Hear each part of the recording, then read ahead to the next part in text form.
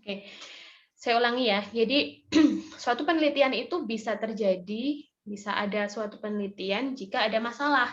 Nah, masalah itu apa? Masalah adalah kesenjangan antara kenyataan, harapan dan kenyataan.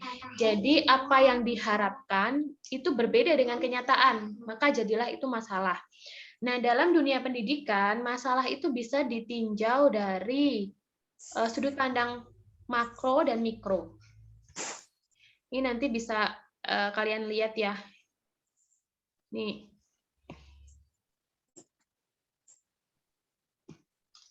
Nah, perspektif mikro itu bisa dari dua sudut pandang lagi, bisa dibagi lagi. Jadi siswa dan guru. Gitu.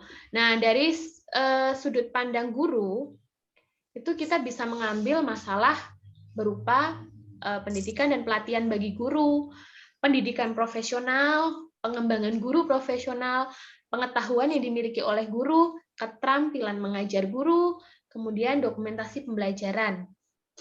Itu kalau kita melihat masalah dari sudut pandang guru. Nah, kalau kita melihat masalah dari sudut pandang siswa, kita bisa menggunakan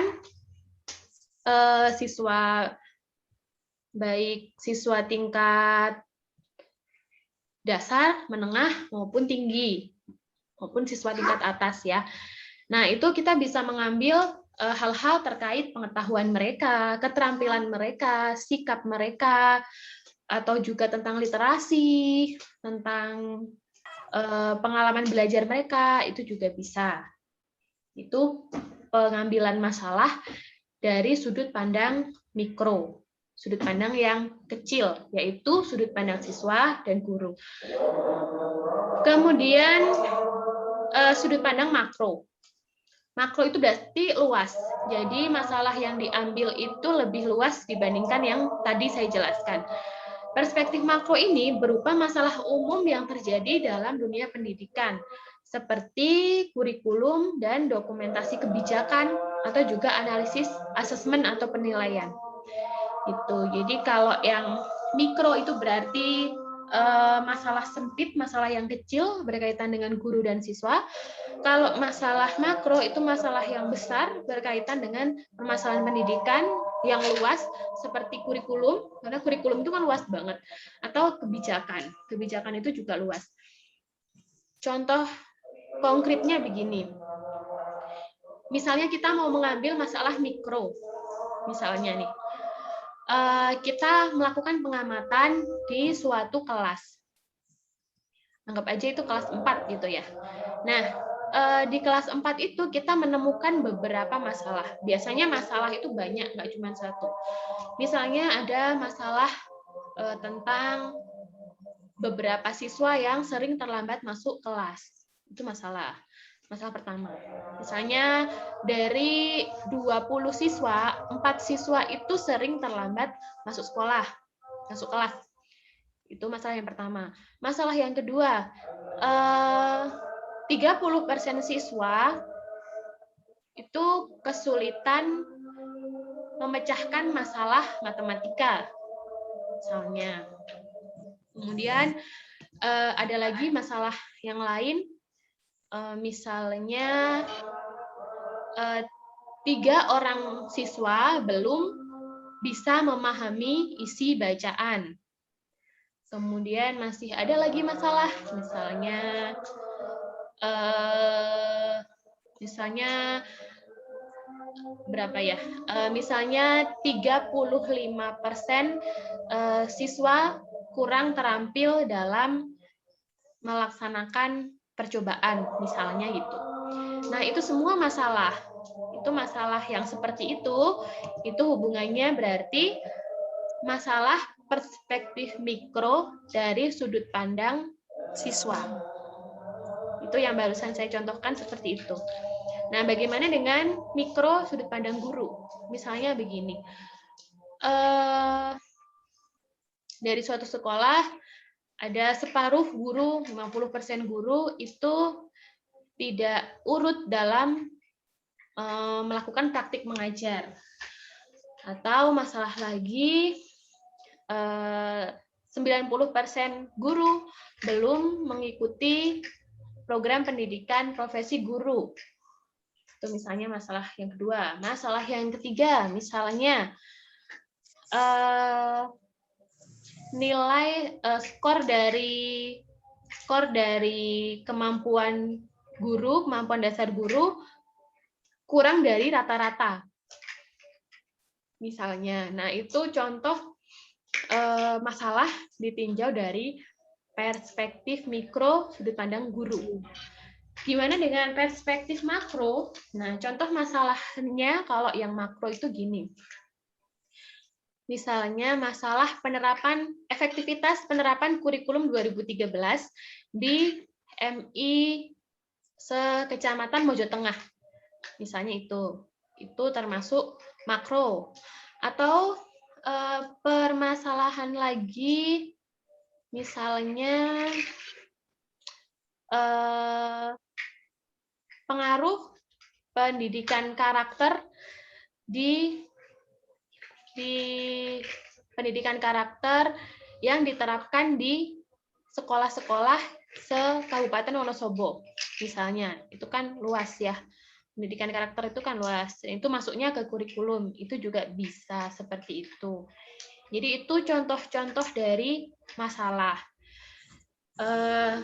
Cara kita menentukan masalah itu yang pertama adalah kita mengidentifikasi masalah, mencari semua masalah yang ada, kemudian baru nanti memfokuskan masalah mana yang akan kita ambil sebagai penelitian, kemudian menentukan batasan masalah.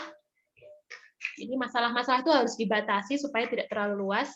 Baru setelah pembatasan masalah, kita merumuskan masalah. Seperti itu, Mbak Nisa, ada tanggapan?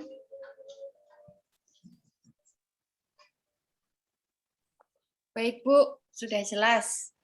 Jelas ya, itu contoh-contoh masalah dalam dunia pendidikan, dalam penelitian pendidikan.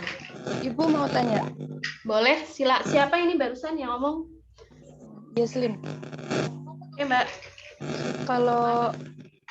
Kalau data yang dari itu nilai hasil dari penilaian siswa itu maksudnya ke mikro?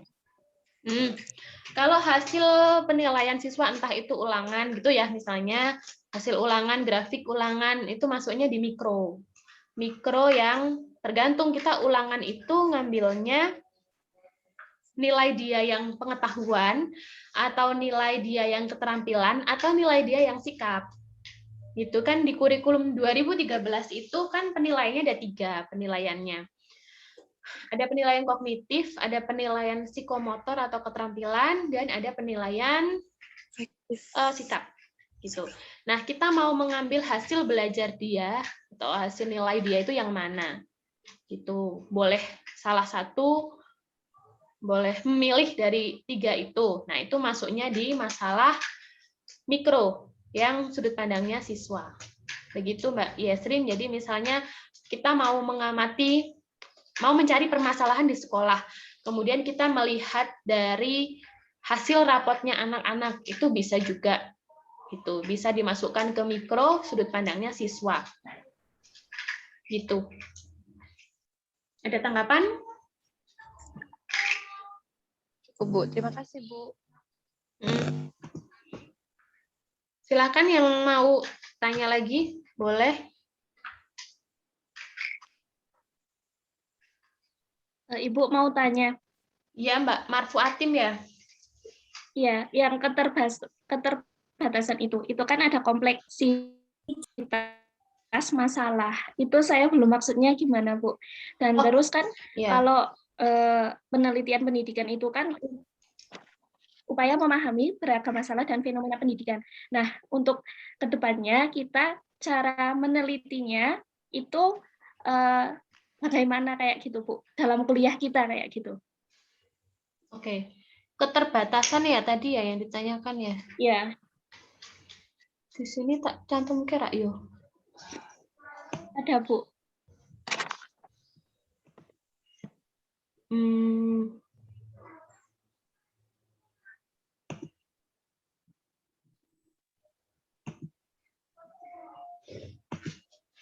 Nah, oke.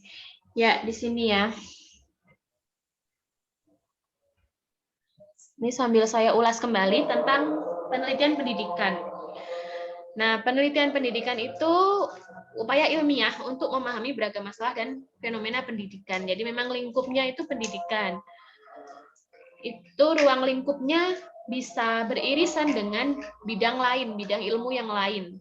Karena sangat luasnya pendidikan ini, jadi bisa beririsan dengan psikologi, bisa beririsan dengan antropologi ataupun sosiologi atau ilmu-ilmu yang lain. Namun dalam penelitian pendidikan ini ada keterbatasannya. Bahkan ada banyak keterbatasan di penelitian pendidikan. Yang pertama, kompleksitas masalah. Jadi penelitian pendidikan itu kan subjeknya orang, manusia, ya. Subjek penelitiannya itu manusia, entah guru, entah siswa, entah kepala sekolah mungkin atau pengawas, itu kan manusia. Nah, manusia itu tidak bisa disamakan. Tidak bisa disamakan antara satu dengan yang lain. Pasti berbeda. Misalnya pun kita mau menggunakan penelitian eksperimen, ini contoh ya, eksperimen itu kan perlu ada penyamaan kondisi, persamaan kondisi di awal. Nah, manusia itu kan nggak bisa disamakan, benar-benar disamakan kondisinya di awal. Beda dengan ketika mau melakukan penelitian di tumbuhan. Kalau penelitian di tumbuhan, misalnya kita mau menyamakan subjek, sama semua tinggi pohon 5 cm semua, itu bisa disamakan, gitu bisa. Tapi kalau manusia kan nggak bisa. Nah, itu menjadi salah satu keterbatasan penelitian pendidikan. Manusia itu berbeda-beda dan terus berubah, zaman juga terus berubah. Itulah kenapa penelitian pendidikan itu hasilnya itu tidak bisa sevalid penelitian yang ada di sains, karena yaitu subjeknya manusia. Jadi terus berubah, gitu, terus berubah. Dan metodologi yang digunakan. Jadi sampai saat ini instrumen penelitian pendidikan itu belum ada yang benar-benar valid dan bisa digeneralisasikan, itu belum ada. Karena ya itu tadi, karena keterbatasan yang pertama, jadi berkaitan juga dengan keterbatasan yang kedua. Memang ada uji validitas dan uji reliabilitas dalam instrumen penelitian di penelitian pendidikan. Memang ada. Tapi itu pun hasilnya tidak akan seakurat penelitian-penelitian dengan subjek benda mati seperti sains atau kok benda mati. Hasilnya tidak akan seakurat penelitian-penelitian yang hubungannya dengan sains. Kayak gitu. Jadi misalnya kok penelitian yang ada perbandingan nih, penelitian kedokteran dengan penelitian pendidikan. Kenapa yang kedokteran itu lebih bisa dipercaya?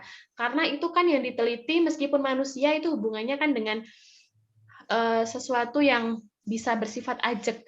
Nah, kalau pendidikan itu nggak bisa ajek gitu, tentang sifat manusia, tentang keseharian manusia itu kan selalu berubah.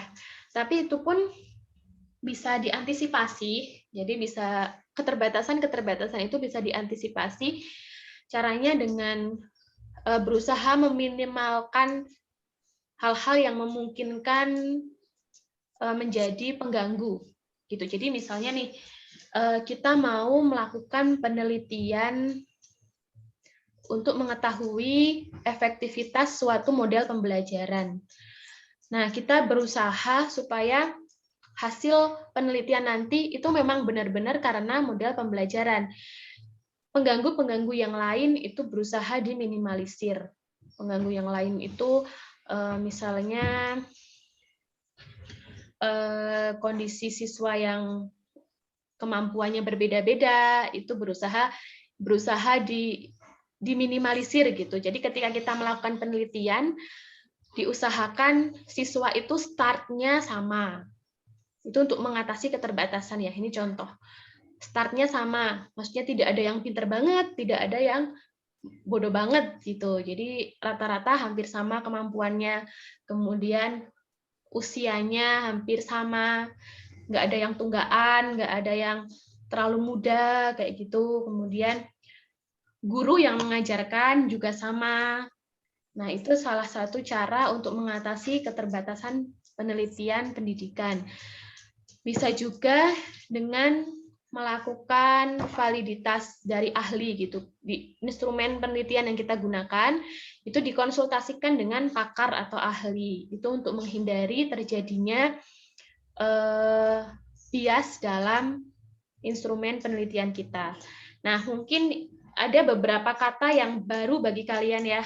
Maksudnya apa sih kui? Instrumen itu apa? Terus penelitian eksperimen itu apa? Nah, itu nanti akan kita bahas berikutnya. Ini sebagai pengantar saja. Begitu Mbak Atim, ada tanggapan?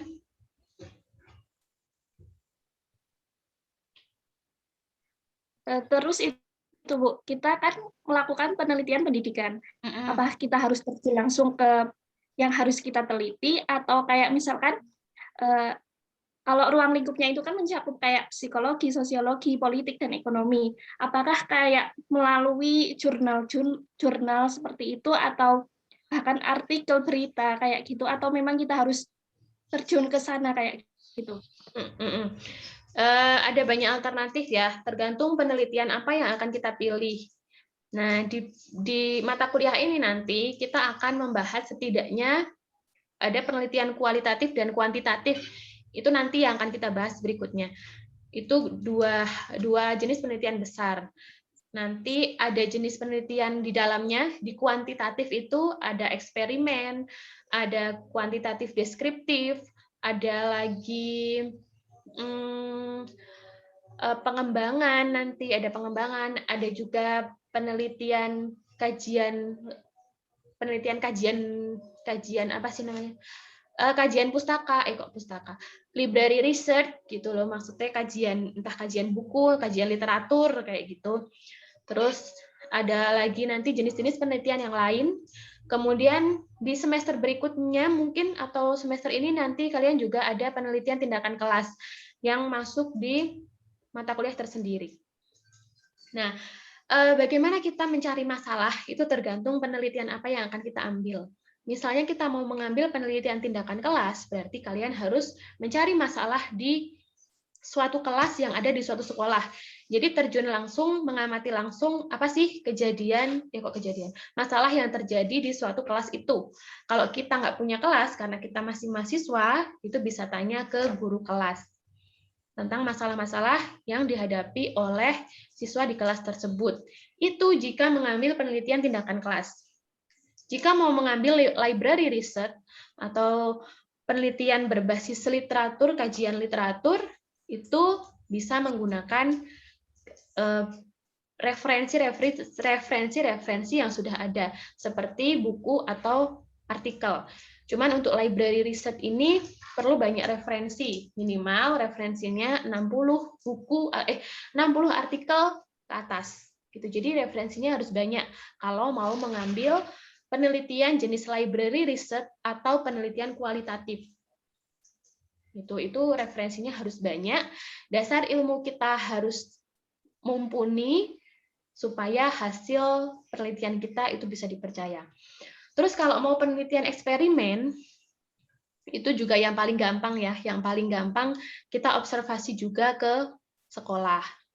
Gitu. Jadi kita sebagai mahasiswa itu kalau mau latihan penelitian, yang paling mudah, paling memungkinkan adalah kita mengambil sudut pandang mikro yang subjeknya adalah siswa. Itu yang paling gampang. Yang paling memungkinkan untuk kita lakukan. Kenapa? Karena kita sendiri kan masih mahasiswa nih. Kalau mau neliti guru, kok ora etis gitu ya. Secara pengalaman kan kurang gitu. Secara kita mahasiswa itu secara pengalaman kan justru mencari pengalaman ke guru. Nah, kalau mau meneliti gurunya itu kurang pas gitu. Jadi untuk mikro yang hubungannya atau masalahnya berkaitan dengan guru sebaiknya tidak dilakukan ketika kita masih latihan atau masih posisinya sebagai mahasiswa S1. Terus kalau mau makro itu terlalu luas gitu. Jadi untuk tingkatan latihan terlalu luas ketika kita mau mengambil masalah makro, mengambil masalah kebijakan, mengambil masalah kurikulum. Itu terlalu luas dan kayaknya beberapa atau kebanyakan dari kalian belum memahami sampai situ. gitu. Jadi itu terlalu luas kalau mau ambil makro. Maka yang paling aman adalah mengambil mikro dari sudut pandang siswa. Pilihlah masalah-masalah yang berkaitan dengan siswa, bisa dari jurnal yang ada, berangkat dari jurnal-jurnal atau artikel-artikel itu, terus kita observasi ke lapangan, kondisi lapangannya gimana. Gitu. Kita bisa mengambil masalah siswa itu bisa jadi tentang keterampilan siswa, bisa jadi tentang mungkin sikap-sikap dia, sikap juga bisa. Dari literasi itu udah banyak ya, kita bisa mengambil literasi membacanya, literasi numerasi atau matematika, bisa juga mengambil dari literasi sainsnya, atau literasi kewargaan, literasi digital, itu bisa semua. Jadi masih banyak masalah yang bisa kita ambil, tergantung kita minatnya di mana. Kayak gitu Mbak Atim, semoga menjawab ya. Terima kasih Bu Desti. Ya, boleh yang tanya lagi silahkan. Atau mau dijelaskan yang mana lagi juga nggak apa-apa.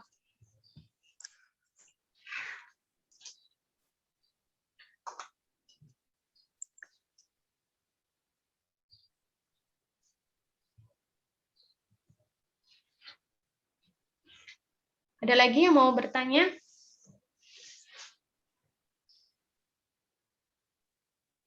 Ibu mau tanya lagi. Boleh. Tentang yang penelitian mikro yang kalau kita terjun di sekolah langsung itu bisa bisa diberikan contoh yang lebih kayak contoh langsungnya gitu loh Bu. Sebenarnya kalau penelitiannya mikro ke anak itu gimana kayak gitu. Kayaknya tadi sih aku udah nyampein, tak tulis sambil tak tulis ya. Ini sudah.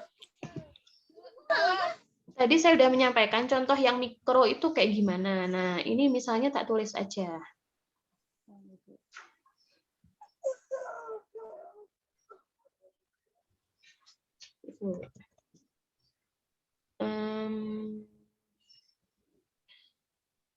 Ini misalnya yang mikro sudut pandangnya siswa ya, karena nanti kita ke arahnya juga ke siswa. Misalnya nih kita pengamatan di sekolah, kita menemukan masalah di mana 30% siswa, ini siswa, misalnya kelas piro yo? Kelas 4.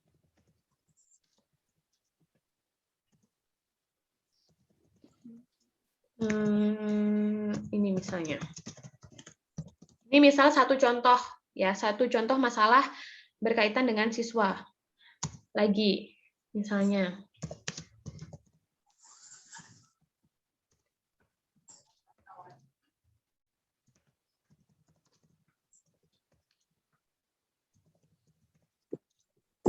Ini misalnya masalah lagi, 5 orang siswa kelas 3 selalu terlambat berangkat ke sekolah.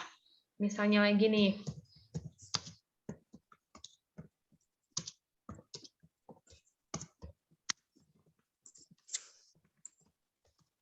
25% siswa kelas 3 belum lancar membaca. Ini juga masalah siswa. Contoh lagi. Ini kok 25 kok kayaknya ya, 5% misalnya. Terus 40% siswa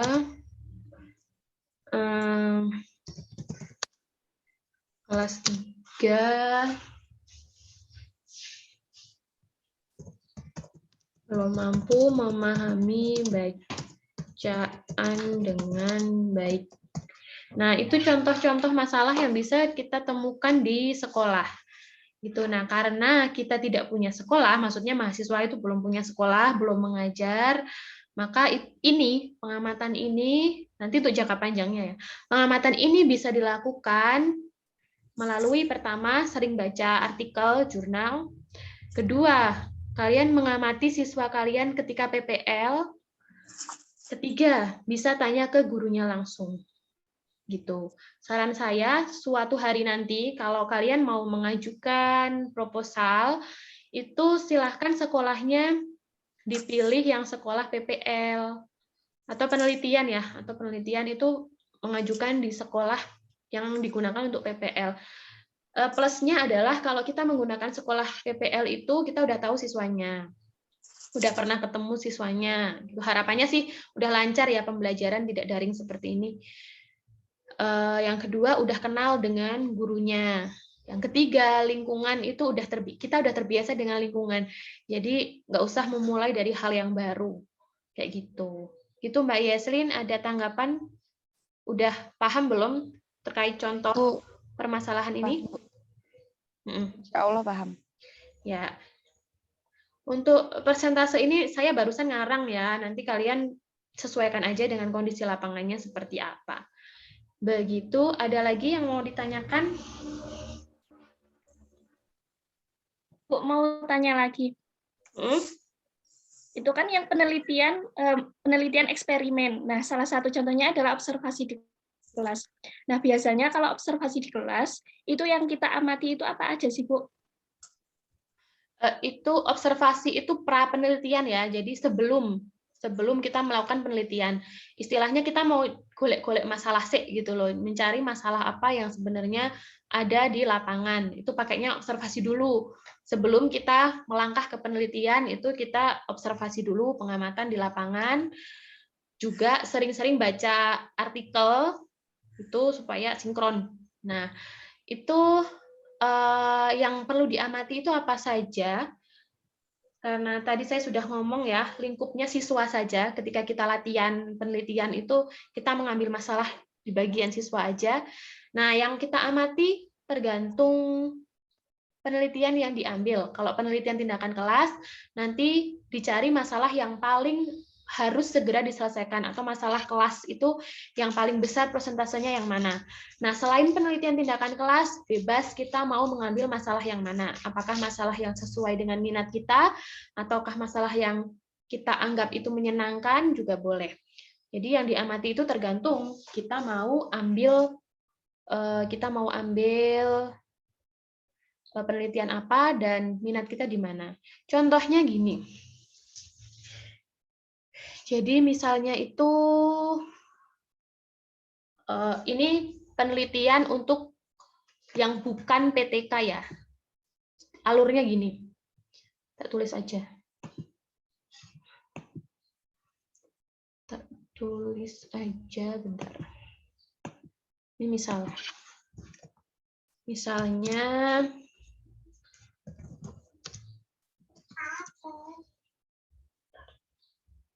saya akan meneliti tentang, sebentar. Misal tuh saya senang dengan literasi, gini ya. Saya senang dengan literasi membaca. Nah, saya ingin melakukan penelitian berkaitan dengan literasi membaca siswa kelas 2 di MI Mojo Tengah misalnya. Nah, terus saya ingin, misalnya ini menggunakan jenis penelitian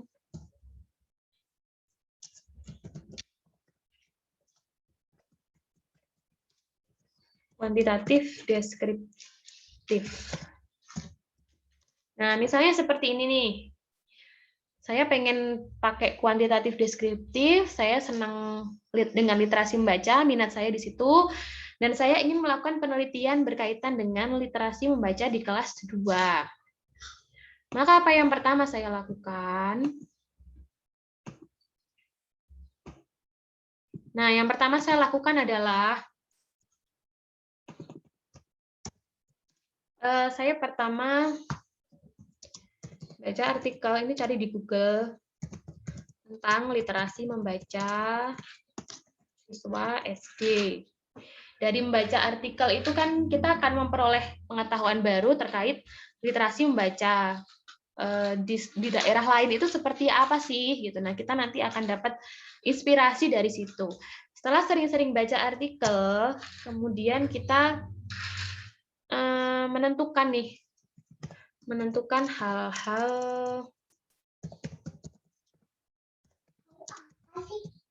yang akan kita amati di lapangan. Misalnya kalau literasi membaca itu misalnya tentang kemampuan siswa dalam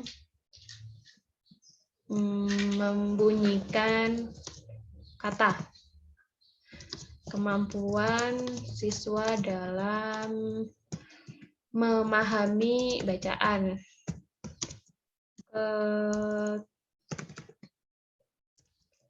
Kemampuan siswa dalam menyimpulkan isi bacaan, dan seterusnya. Jadi setelah saya membaca artikel, kemudian menemukan inspirasi dari artikel-artikel itu, kemudian saya merasa bahwa saya butuh data-data seperti ini, data-data ini misalnya, supaya saya bisa melakukan penelitian. Nah, inilah yang kemudian diamati di lapangan. Ini bisa kita tuliskan dalam bentuk tulisan biasa atau bentuk checklist juga boleh. Jadi inilah yang kemudian kita cari datanya di lapangan. Jadi langkah berikutnya adalah kita melakukan observasi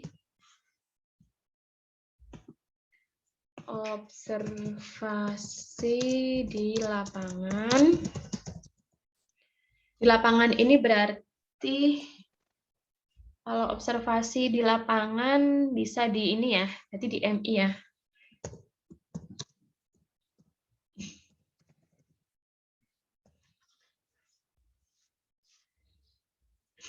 Observasi di lapangan terkait ini.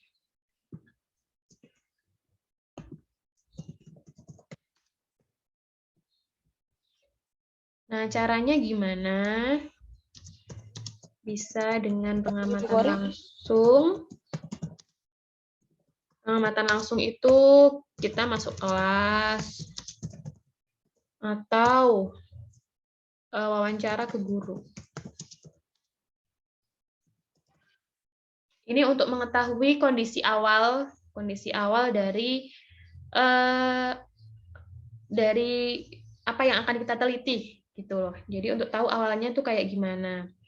Baru setelah tahu, oh ternyata di MI Mojo Tengah itu masalah literasinya seperti ini secara umum gitu, digambarkan dari wawancara guru itu seperti ini. Nah, baru nanti setelah kita dapat data awalnya, bisa ke proposal, menyusun proposal penelitian. Gitu. Nah, ini alur dari sebelum kita melakukan penelitian atau pra-penelitian. Gitu, Mbak Atin, ini contohnya. Iya, makasih ya, Bu. Ini penelitian di luar PTK. Kalau PTK itu nggak bisa berdasarkan ini. Berdasarkan saya senang, itu nggak bisa kalau PTK. Kalau PTK berdasarkan masalah yang paling urgent harus segera diselesaikan. Tapi kalau penelitian lain boleh berbasis kesenangan atau bidang kita, itu boleh. Gitu. Ada lagi yang mau ditanyakan? Izin, Bu. Iya. Berarti kalau yang PTK itu kepanjangan dari apa, Bu? Penelitian tindakan kelas. Udah dapat belum? Iya. Belum. Berarti kalau yang PTK itu berarti kita ambil yang tadi kan katanya Ibu yang urgent, berarti yang tadi Ibu Wentika berarti yang kalau semisalnya presentasinya paling tinggi itu yang kita ambil. Udah dapat belum PTK di kurikulum kalian semester berapa? Di semester ini ada Bu tindakan kelas. Sama siapa PTK semester ini? Pak Faisal Kamal kalau nggak salah. Bentar. Oh, berarti bareng ya, ini metodologi penelitian sama PTK jadi satu ya? Satu semester ya? Iya, Bu. Iya. Berat. Iya, Bu. Kenapa Wah. jadikan satu semester? Wow. Susah. Sedih saya dengernya. Kalau satu Saya semester, juga ikut sedih, Bu. mata kuliah kalian tuh apa aja? Jadi sedih hari ini, Bu. Mata kuliah, dong, Bu. mata kuliah kalian apa aja coba? Mata kuliah Bentar. kalian semester ini apa aja? Ada bahasa Indonesia, bahasa Mm-mm. Indonesia sama sastra, ada Mm-mm. matematika, Mm-mm. terus fikih sama praktek ibadah, IPA atau sains, metodologi penelitian pendidikan, akidah akhlak, bahasa Arab, penelitian tindakan kelas, evaluasi pembelajaran, profesi keguruan, sama pembelajaran Al-Quran. Oke banget sih, berapa SKS? 24. Masya Allah, dan itu lumayan. Kita harus sedih atau nangis atau bahagia, Bu? Saya mau ketawa takut dosa. Jangan ketawa, Bu. Lihat ekspresinya Ibu, saya jadi Sedih nih, Bu. saya sebenarnya optimis gitu loh. Cuman melihat kalian ini apa jenenge mata kuliahnya segambreng, saya juga mikir-mikir. Ada beberapa mata kuliah yang agak, tapi tergantung dosennya, yang sebenarnya itu butuh dipecah. Kayak metodologi penelitian, PTK, terus apa tadi evaluasi itu harusnya dipecah, nggak jadi satu semester. Karena itu berat lumayan. semua ya, Bu. Belum cukup umur. Tapi itu gambaran aja sih, gambaran awal. Kalian harus tetap happy di mata kuliah saya ya. Insya Allah akan terlampaui semuanya dengan baik. Gitulah. Amin. Bisa terlihat Ya nih, Bu, Allah. kalau wajahnya sangat bahagia. Orang sangat ngeluh, ya Allah kenapa bisa 24 SKS. Oke, Bang. Udah dari sistem, Bu. Tahu, Bu. Itu Paketan ya, dari sananya memang harus 24 ya? Iya, Bu. iya, Bu. Tinggal nyentang-nyentang aja, Bu. Ternyata banyak. Tinggal nyendang-nyendang, nggak ngerti isinya. Paket komplit itu, Bu. Semester kemarin berapa SKS? Paket telur. Sama. Kemarin 22 atau 24 ya? 22. 22 kayaknya, Bu. 22. Semester besok Nggak tahu. tahu ya. Ya wis lah dilakoni wae yo. Semester ini dulu, Bu, diselesaikan baru semester besok. Dilakoni kan di ikhlas. Amin. Ikhlasillahi ta'ala. Semoga Ya Allah berkah. taala. Mulutnya aja Penting ikhlas. semangat sehat gitu ya. Kalau jane sih nek mudeng kabeh gitu ya, semuanya gampang gitu. Cuman Iya, kalau Bu. Kalau mudik. kalau semuanya itu dari awal wis mumet dhisik, ya itu yang membuat kalian akan seperti benang ruwet. Semoga ini enggak. Semoga segera bisa ketemu ya, Bu. Depresi. Iya. Ada lagi yang mau ditanyakan?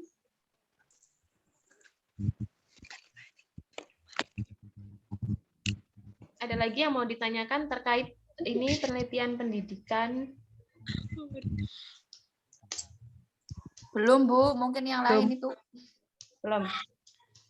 Kalau dulu saya ngajar PTK itu hasil akhirnya proposal PTK. Dan itu saya ngajarinnya telaten banget gitu, step by step banget. Mulai dari identifikasi masalah, kemudian latar belakang, itu juga lama di latar belakang. Kemudian sampai di kajian pustakanya, di metodologi penelitian PTK-nya, itu step by step banget. Jadi bikin proposalnya itu dari awal pertemuan. Itu nyicil rumusan masalah C. Berikutnya itu kelompokan sih, rumusan masalah dulu, kemudian nyusun latar belakang gitu. Jadi di akhir itu tinggal gabung-gabung ke. Itu dulu saya pas ngajar PTK. Nah, di ini mata kuliah ini karena kita akan membahas banyak jenis penelitian, jadi mungkin nggak akan semuanya terbahas dengan sempurna. Cuman saya akan menekankan beberapa penelitian yang memungkinkan untuk kalian terapkan nanti di tugas akhir aja.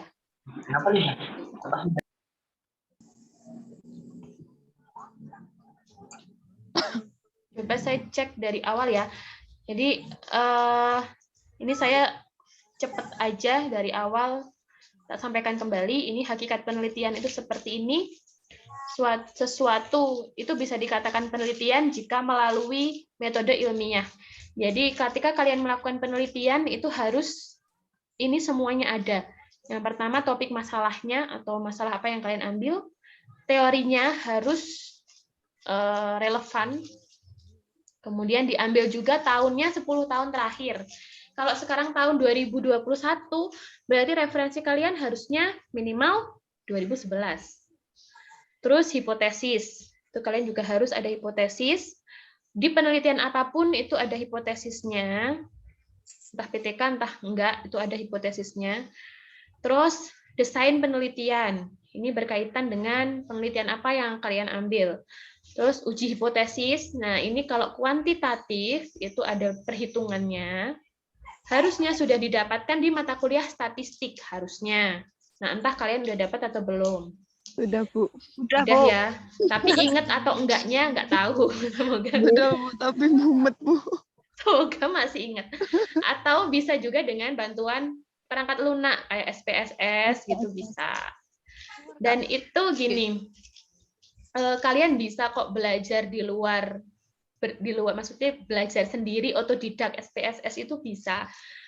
Sekarang kan YouTube banyak banget ya, banyak banget cara-cara itulah tutorial itu kan banyak banget di YouTube.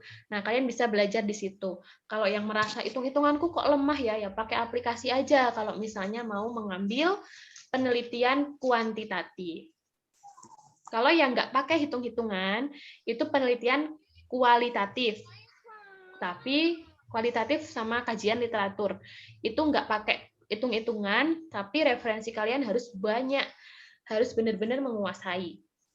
Kalau yang statistiknya sederhana, itu kuantitatif deskriptif sama PTK. Itu kuantitatifnya sederhana, gampang. Kalau yang lain, itu ada banyak uji. Ada uji instrumen, ada juga uji hipotesis. Jadi lumayan banyak hitung-hitungan nih. Cuman itu gampang sebenarnya. Terus analisis data juga diperlukan. Analisis data itu dari hasil kalian melakukan penelitian, terus dianalisis dan diinterpretasikan. Interpretasi itu kalian melakukan pemaknaan dari hasil analisis data kalian. Jadi setelah datanya ada, kemudian kalian maknai itu sebagai apa? Dasarnya adalah kajian teori. Itu. Ini perlu banget ya. Ini biasanya di bab 4. Jadi bab 4 itu analisis data dan interpretasi data. Terus baru ke kesimpulan. Tadi apa, Bu, menginterpretasikan itu, Bu? Menginterpretasikan itu memaknai hasil penelitian. Jadi kan di bab 4 itu ada hasil pembahasan gitu ya, hasil penelitian dan pembahasan. Hasil penelitian itu isinya hasil kita ngitung-ngitung atau hasil berdasarkan instrumen penelitian kita. Sedangkan kalau pembahasan itu isinya interpretasi data. Jadi misalnya ada sebuah data gini.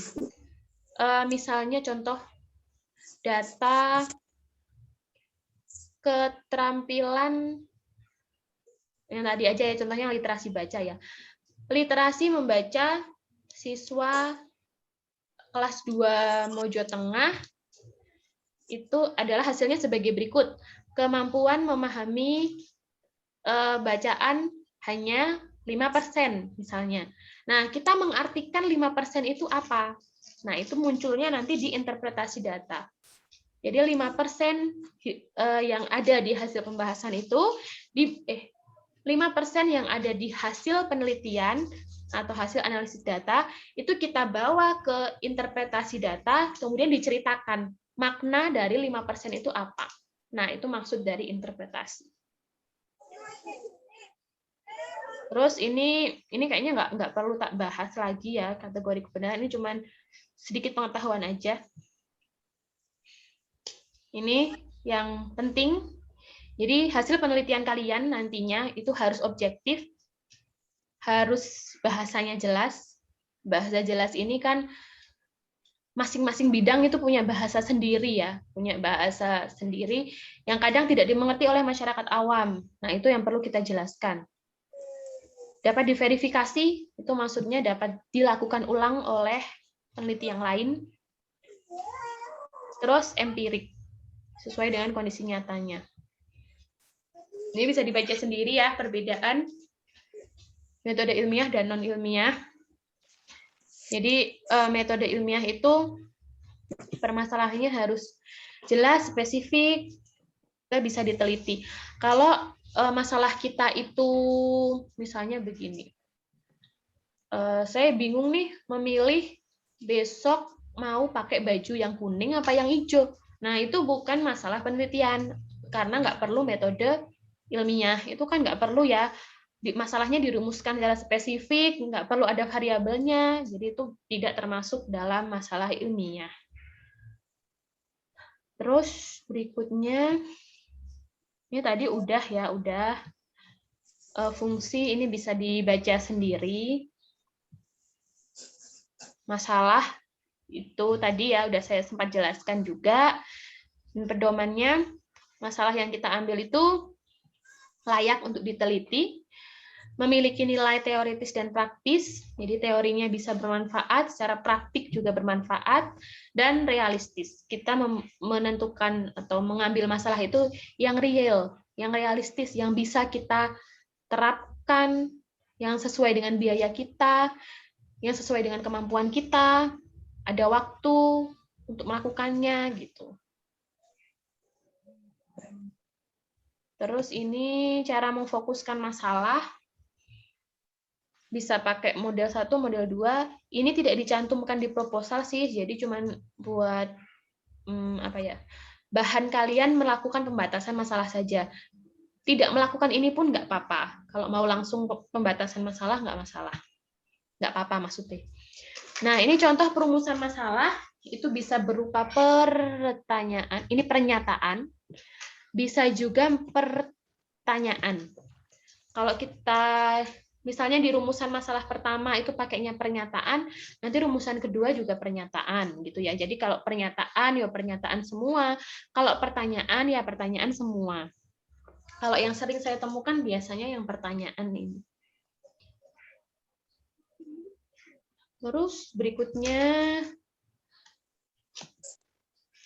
teknik merumuskan tujuan. Ini juga bisa dilihat sendiri sebenarnya antara membuat rumusan masalah dengan tujuan itu nggak banyak berbeda. Ini cuman bedanya di sini tok sih. Yang sini pakai kata tanya, bagaimanakah dampak bla bla bla. Yang sini pakai kata kerja operasional. Gitu. Cuman itu aja bedanya. Nah, ini nggak harus, kata kerja operasionalnya nggak harus mengetahui. Bisa menganalisis, bisa menelaah, bisa membedakan, bisa mendeskripsikan, bebas ya. Terus kategori ini juga pengetahuan aja, nggak usah ini lagi, nggak usah saya bahas. Hipotesis atau dugaan sementara. Hipotesis itu seperti jawaban sementara dari penelitian kita. Nah, dalam menentukan hipotesis itu kita harus rasional, terdiri dari 2 variabel atau lebih, terus dapat diuji. Jadi nggak sembarangan ketika kita membuat suatu hipotesis. Hipotesis itu harus bisa diuji. Ada 2 jenis, yang satu berdasarkan proses logika, yang satu berdasarkan perumusan pernyataan. Biasanya kita pakai yang ini. Yang ini. Ini untuk penelitian-penelitian kuantitatif, itu misalnya eksperimen, terus komparasi, itu pakainya yang ini, hipotesis kinerja dan hipotesis nol. Ini yang kemudian akan diuji hipotesisnya menggunakan rumus-rumus statistik. Nah, kalau kita menggunakan hipotesis kinerja atau hipotesis yang ini, mengharapkan adanya perbedaan efek atau adanya pengaruh, maka kita menggunakan uji hipotesis dua sisi. Kalau hanya hipotesis nol saja, menggunakan uji hipotesis satu sisi. Nah, ini mungkin akan terbahas sekilas nanti di pertemuan berikutnya. Nah, itu sekilas penjelasan cepat dari pengantar hari ini. Oke, ada yang ditanyakan sebelum saya tutup?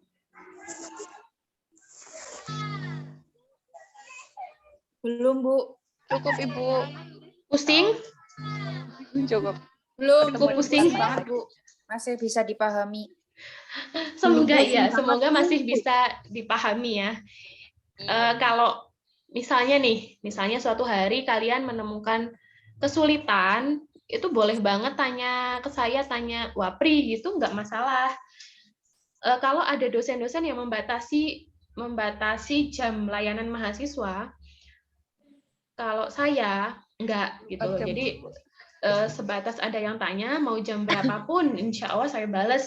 Kadang ada yang tanya masalahnya itu bukan masalah perkuliahan, kadang masalah apa ya sok sepele gitu, tapi mereka tanya ya saya jawab gitu. Itu sebagai bentuk kepedulian saya kepada kalian gitu. Jadi kalau kalian sering tanya ke saya, sebenarnya saya malah seneng, bukan malah kayak bocah kok takut wae sih gitu. Enggak, saya nggak pernah terbersit seperti itu. Jadi ketika nanti kalian menemukan kesulitan, silakan bertanyalah. Insya Allah akan saya jawab, akan saya balas, akan saya layani. Pertama, itu sebagai bentuk layanan saya kepada kalian. Kedua, buat upgrade ilmu saya gitu. Jadi ketika ada yang konsultasi ke saya, berarti saya belajar lagi. Nah, itu sangat berguna, bermanfaat bagi saya. Itu semoga nanti selama 1 semester ke depan saya bisa memberikan yang terbaik bagi kalian. Harapan saya sih kalian bisa paham. Amin. Gitu, bisa paham. Amin. Jadi sama-sama ini ya, sama-sama usaha. Saya mengusahakan memahamkan kalian, kalian juga berusaha untuk paham. Jadi kalau secara gaya itu tarik-menarik gitu, kan lebih kuat. Seperti itu. Jadi meskipun kalian nanti kuliahnya banyak, yang penting yakin bisa, itu semua akan bisa terlampaui. Untuk tugas masing-masing dosen beda-beda ya. Mungkin akan ada yang memberikan tugas agak banyak, ada yang enggak, ada yang enggak memberi tugas sama sekali. Tapi karena ini harus ada tugas, maka saya juga nanti perlu memberikan tugas. Kayak gitu. Tugasnya akan kelompok yang sifatnya rodo angel, itu kelompokan. Kalau tugas kelompok, harapannya kalian juga ngerjainnya berkelompok, jangan sendiri-sendiri. Kalau yang individu cuman pertanyaan aja, dan itu nggak sulit sih, mau tambah-tambah kalian ini aja, tambah-tambah nilai kayak gitu. Ada usulan mungkin terkait apa sih yang pembelajaran seperti apa yang diinginkan atau gimana? Silakan yang mau usul untuk saya pertimbangkan. Atau seperti ini aja udah cukup ya rapopo.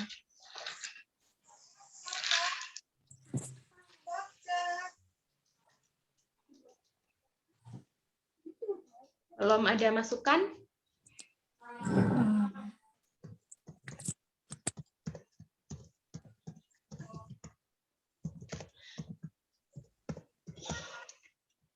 Oh ya, buat yang ketinggalan, tadi keluar masuk misalnya, insya Allah ada rekamannya, saya sematkan di e-learning ya, insya Allah. Kalau belum ada rekamannya bisa diingatkan. Jadi yang mungkin dari tadi keluar masuk nggak sempat menyimak, bisa menyimak rekamannya. Nah, itu saya mengirimkan link refleksi. Silakan diisi ya. Diisi untuk bahan perbaikan saya ke depannya. Mohon semuanya mengisi. Kayak gitu. Kalau nggak ada yang ingin disampaikan lagi, cukup ya? Cukup, Ibu. Untuk pertemuan berikutnya, nanti tetap pakai Zoom. saya akan memberikan waktu untuk jeda sholat asar. Jadi mungkin tetap dibuka jam 15.40 ya, 14.40 tetap saya buka, tapi nanti akan ada waktu kita jeda untuk sholat asar. Gitu ya. Baik, Bu. Sebelumnya ada mata kuliah sebelum saya? Ada jam 1 jadwal kayaknya. Berarti sampai 14.40 juga ya? Iya, Bu. Ya, Saya juga ada ngajar di jam 1 gitu, jadi sama-sama nggak berjeda. Nanti jedanya di jam 15 ya, ketika adzan asar gitu ya. Nggih.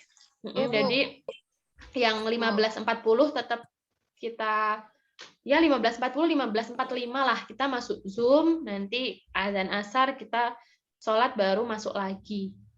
Kayak gitu. Nanti jedanya ya 10-15 menit gitulah. Oke. Iya, Bu. Baik, sementara itu dulu ya. Semoga tetap sehat, tetap semangat, diberikan kemudahan, kebaikan. Saya mohon maaf jika ada kesalahan yang saya lakukan secara sengaja maupun tidak sengaja, entah itu perkataan atau perbuatan. Doa yang terbaik untuk kalian, semoga baik-baik semuanya. Saya kira itu saja yang bisa saya sampaikan. Jangan lupa mengisi presensi, jangan lupa mengisi refleksi. Saya tutup dulu pembelajaran perkuliahan pada sore hari ini. Wabillahi taufiq wal hidayah. Wassalamualaikum warahmatullahi wabarakatuh. Waalaikumsalam warahmatullahi wabarakatuh. Terima kasih, Ibu. Sama-sama. Sehat selalu. See you when I see you. Ya. Ini bentar, ini linknya pakai garis miring itu ya. Link refleksinya ini. Silakan diisi. Oke, sampai jumpa lagi pekan depan. Sampai jumpa. Bu, sebentar, Bu. Oh, gimana? Japri, Bu. Maaf. Bu. Boleh di-leave saja, Bu. Oke, nanti yang ada pertanyaan boleh japri ya. Saya akhiri dulu ya. Nggih, Bu. Dadah, sampai jumpa. See you.